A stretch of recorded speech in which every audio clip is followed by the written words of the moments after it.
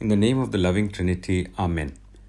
In the midst of the usual Good Friday interpretation of Jesus offering himself as a sacrifice on the cross, we can also look at another interpretation of Jesus being wrongly accused, heckled, shouted down, and crucified, making a mockery of the judicial system.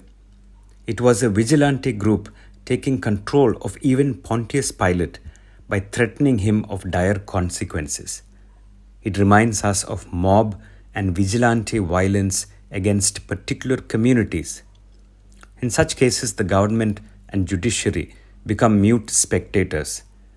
There was nothing just and good about Jesus' crucifixion. He was forcefully brought to Pilate against his will and flouting all norms. He was not given a decent hearing and proper help and was denied basic human rights.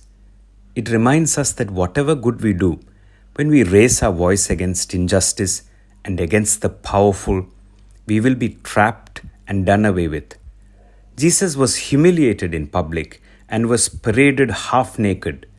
In St. John chapter 19 verse 5, we read that Jesus came out wearing the crown of thorns and the purple robe.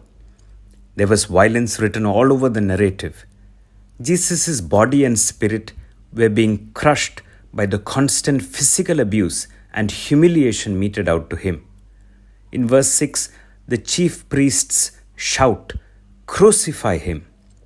Any efforts of speaking by Jesus were drowned by the mob shouting to crucify him. Even though the cross gives us the hope of life, it is also a reminder of the violence handed out to Jesus in the most unjust ways imaginable. The curse of not being able to hear oneself because of the vocal, abusive, and violent crowd was overbearing. This Good Friday, even though we exist in the hope of the resurrection, we should not forget how oppressive structures unleash violence on the poor and marginalized. The noise of the crowd is capable of drowning the voice of reason, love, and compassion. Without justice, the commemoration of the crucifixion will abide by what the powerful want, instead of abiding by the pain of injustice suffered by an isolated and violated Jesus. Amen.